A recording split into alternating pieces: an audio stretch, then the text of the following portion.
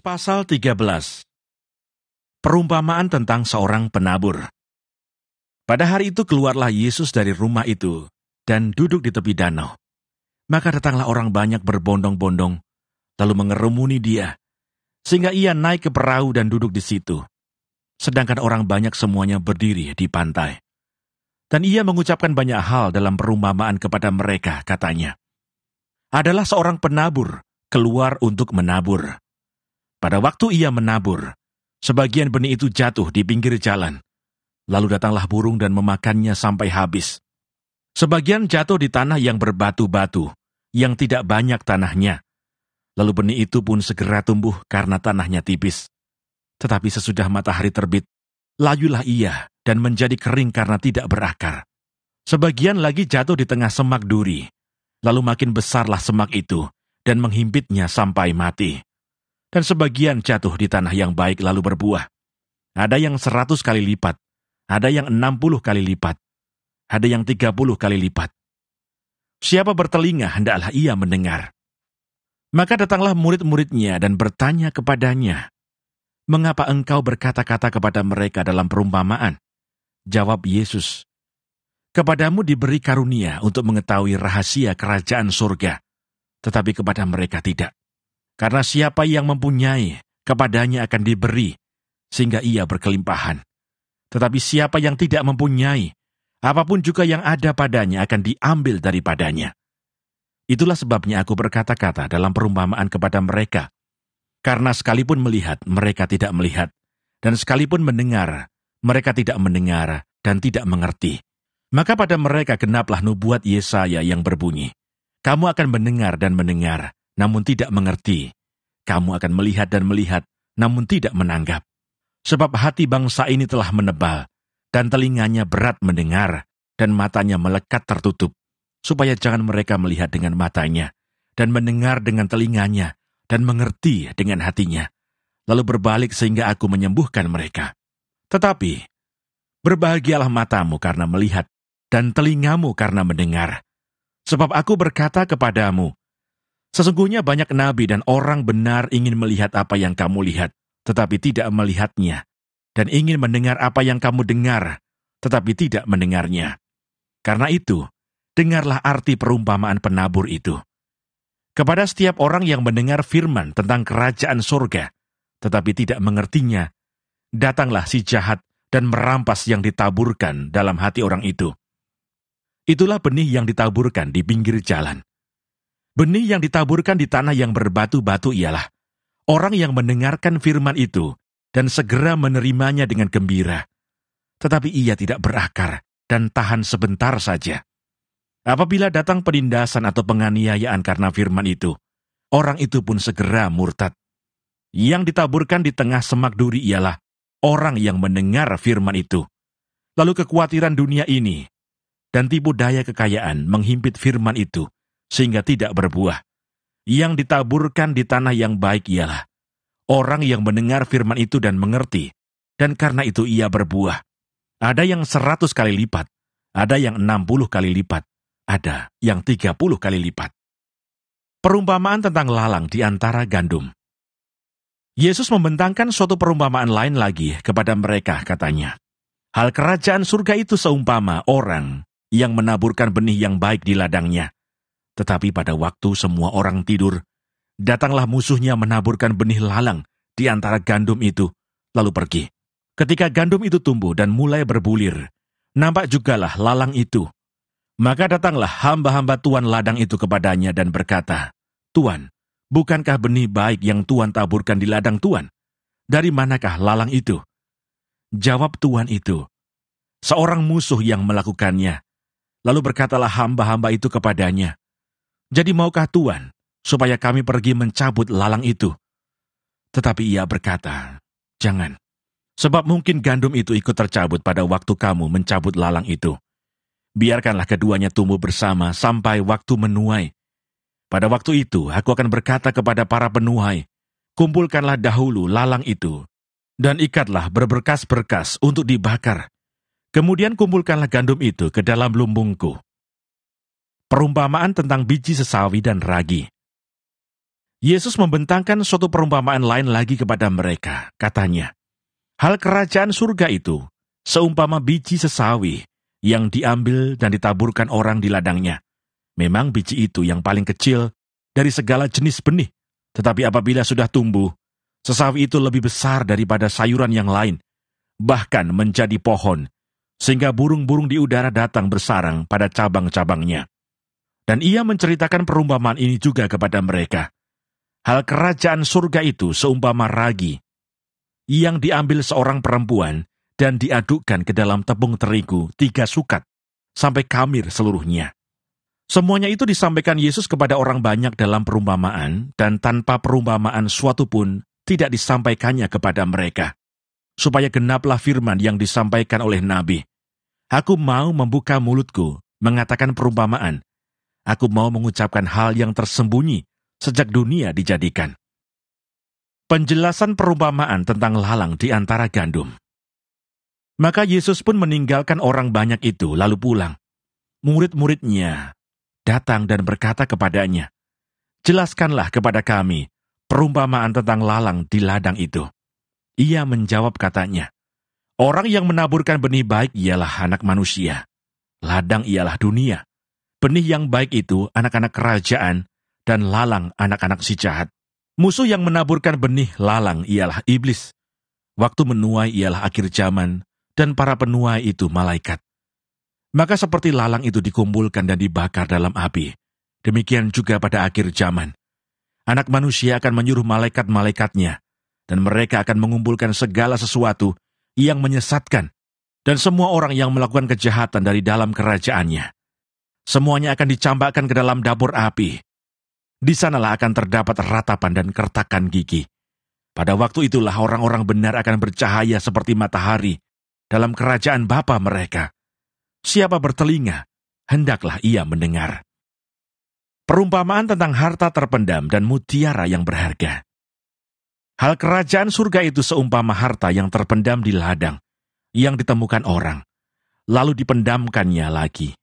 Oleh sebab sukacitanya pergilah ia menjual seluruh miliknya, lalu membeli ladang itu. Demikian pula, hal kerajaan surga itu, seumpama seorang pedagang yang mencari mutiara yang indah. Setelah ditemukannya mutiara yang sangat berharga, ia pun pergi menjual seluruh miliknya, lalu membeli mutiara itu. Perumpamaan tentang pukat. Demikian pula hal kerajaan surga itu, seumpama pukat yang dilabuhkan di laut, lalu mengumpulkan berbagai-bagai jenis ikan.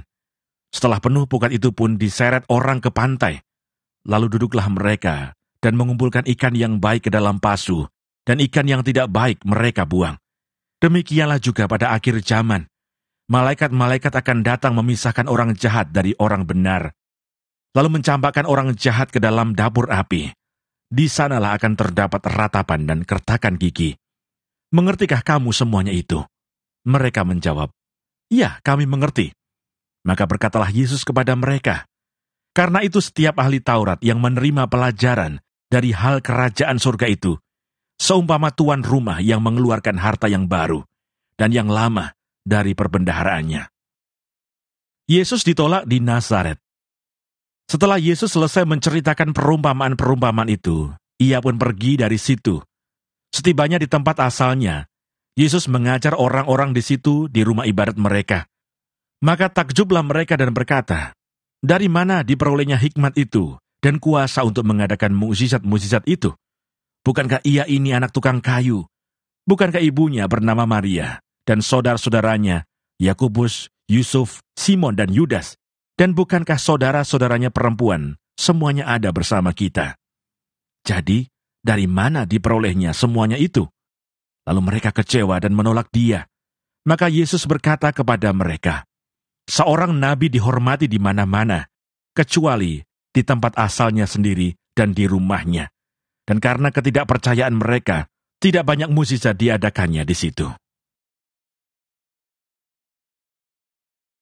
Pasal 14. Yohanes Pembaptis dibunuh. Pada masa itu sampailah berita-berita tentang Yesus kepada Herodes, raja wilayah. Lalu ia berkata kepada pegawai-pegawainya, inilah Yohanes Pembaptis. Ia sudah bangkit dari antara orang mati, dan itulah sebabnya kuasa-kuasa itu bekerja di dalamnya. Sebab memang Herodes telah menyuruh menangkap Yohanes, membelenggunya, dan memenjarakannya, berhubung dengan peristiwa Herodias, istri Filipus saudaranya. Karena Yohanes pernah menegurnya, katanya, "Tidak halal engkau mengambil Herodias."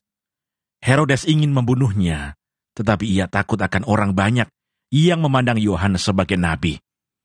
Tetapi pada hari ulang tahun Herodes, menarilah anak perempuan Herodias di tengah-tengah mereka dan menyukakan hati Herodes.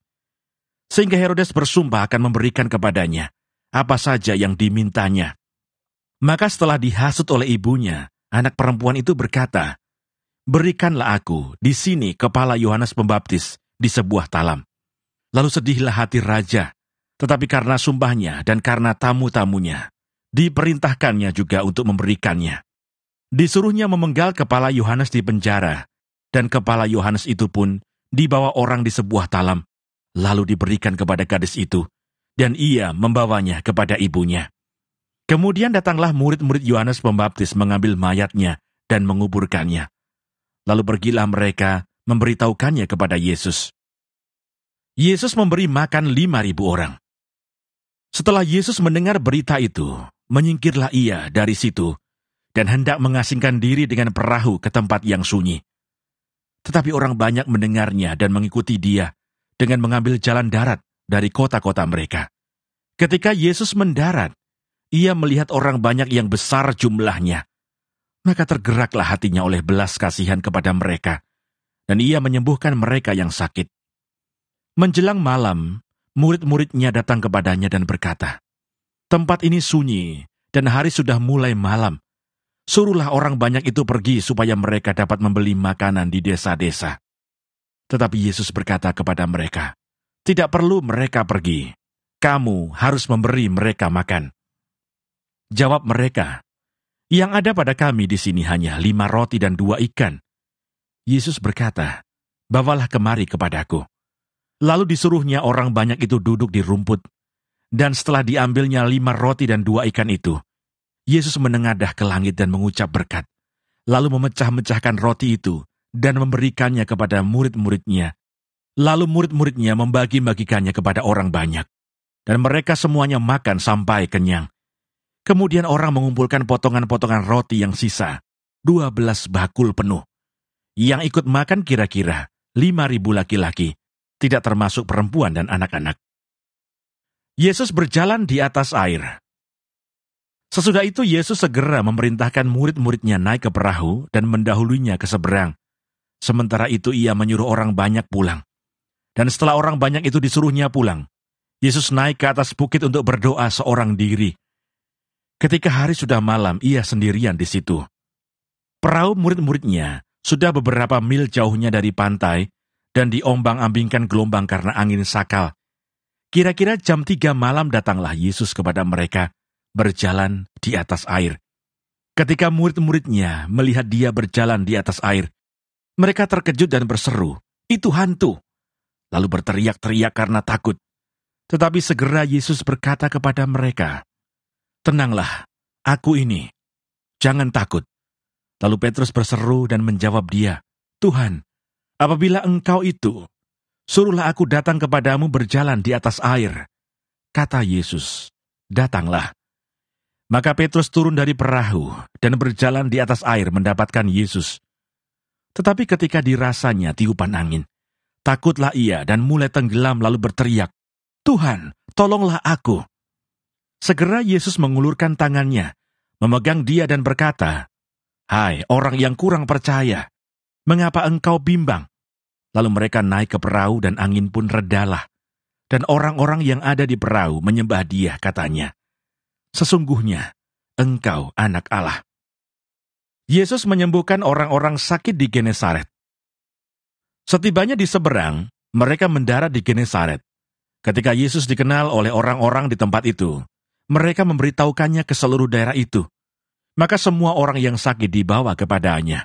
Mereka memohon supaya diperkenankan menjamah jubah-jubahnya, dan semua orang yang menjamahnya menjadi sembuh. Matius pasal 15.